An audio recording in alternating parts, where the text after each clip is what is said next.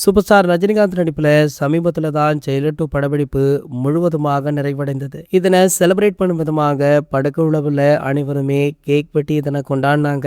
அப்போது எடுக்கப்பட்ட புகைப்படங்கள், வீடியோக்களுமே சோசியல் மீடியாக்கள் வழியாகி வைரலாச்சு. கிட்டத்தட்ட சூப்பர் ஸ்டாருடைய படம் 1.5 வருடங்களாக படப்பிடிப்பு நடந்த படம் அப்படின்னா அது ஜெயிலர் 2 திரைப்படம் தான். அப்படி இந்த படத்துல என்ன ஸ்பெஷல், இத்தனை பிரபலங்களை வேற இணைச்சிருக்காங்க. கண்டிப்பாக முதலாம் பாகம் போல இந்த பாகம் மிகப்பெரிய அளவுல வெற்றி பெறுமா, இது வரைக்குமே படத்துல இருந்து எந்த அப்டேட்டுகளையுமே ரிலீஸ் பண்ணலையே அப்படின்னு பல கேள்விகள் ஜெயிலர் 2வை சுற்றி வந்தாலுமே தற்போது சூப்பர் ஸ்டாருடைய அடுத்தடுத்த படங்களை பற்றிய அப்டேட்டுகளுமே வைரலா போயிட்டு இருக்கு. அதாவது ஜெயிலர் 2 படத்தை அடுத்து சூப்பர் ஸ்டார் அவர்கள் தலைவர் 173 அப்படின்ற படத்துல நடிக்க இருக்காரு. இந்த படத்தை டான் படத்தை இயக்கிய சிபி சக்கரவர்த்தி அவர்கள் இயக்குறாரு. இந்த படம் பாத்தீங்கன்னா ஒரு 100 நாட்கள்ல எடுக்கக்கூடிய படமாக உருவாகுதா. ஒரு ஷார்ட் டைம் பீரியட் படம் அப்படின்றதுனால நம்பி சிபி சக்கரவர்த்தி அவர்களை இந்த படத்துல கமிட் பண்ணிருக்காங்க. படத்துடைய பட்ஜெட்டுமே கம்மி அப்படின்றதுனால படத்தை பற்றிய கவலை பெரிதாக சன் பிக்சர்ஸுக்கு கிடையாது. காரணம் படத்துடைய பட்ஜெட் கம்மி, சூப்பர் ஸ்டார் உள்ள இருக்கார் அப்படின்றதுனால படத்துடைய வியாபாரமுமே அதிகமாகிவிடும். இந்த நிலையில பாத்தீங்கன்னா சன் பிக்சர்ஸ் இந்த படம் மட்டுமல்ல சூப்பர் ஸ்டாரை வைத்து